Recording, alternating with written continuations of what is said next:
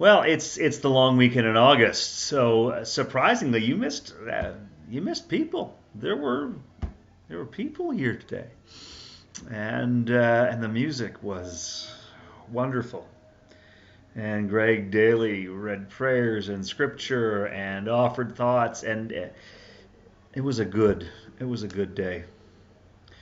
We spent a little time hearing the further story of David and Bathsheba, and after David has caused the death of Uriah, Bathsheba's husband, he's called out on it by Nathan in a very imaginative, clever way. Nathan the prophet calls David to account, and David recognizes his guilt. And what follows is usually ascribed to be Psalm 51, in which David confesses to sin against God and requests a new heart. So we spent some time on that story and some time with the psalm, and I then imagined that psalm had I written it in 2015. In fact, the text is on our Facebook page. And then we sang and we wondered about that a little bit, but then we came to the gospel, and we came to John's gospel, and Jesus saying that he is the bread of life, and that he is the bread. That means that we will not hunger, we will not thirst, and so not feeling like I have all the answers. We thought about it a little bit. I preached on the bread, and then I stopped and crowdsourced and began to ask people, what do they hear? What do they feel? What do they imagine when Jesus talks about himself as the bread of life? And we talked a lot together about bread. We talked about how bread is a staple that is part of every table.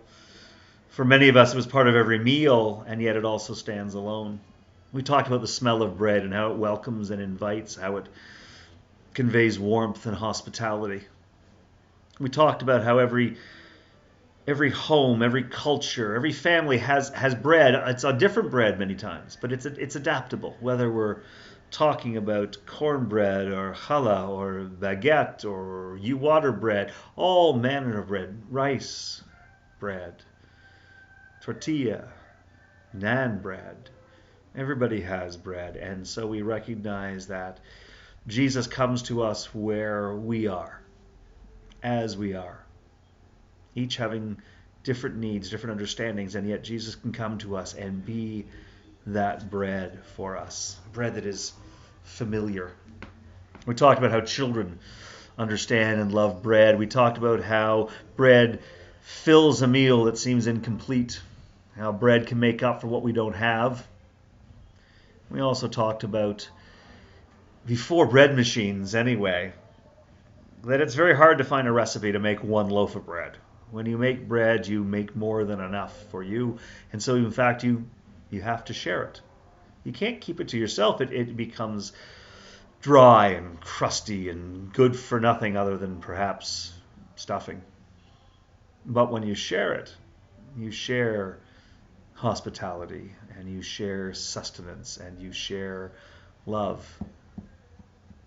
Jesus Christ, the bread of life, the bread that we must share, that we can't keep to ourselves, lest it become stale and meaningless. And the love that we share and discover in abundance in every culture and every time, that we need not be afraid to modify to meet somebody's needs. Jesus Christ, the bread of life. It was a warm and welcoming morning, much like bread, and we were invited to go out and share.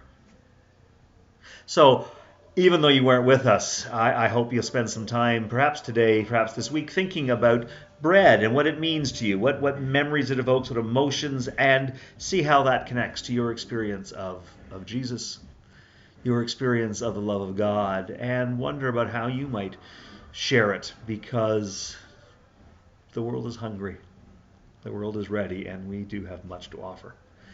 So, we didn't get to see you this week. Hopefully we'll get to see you next week or very soon. Until then, God bless.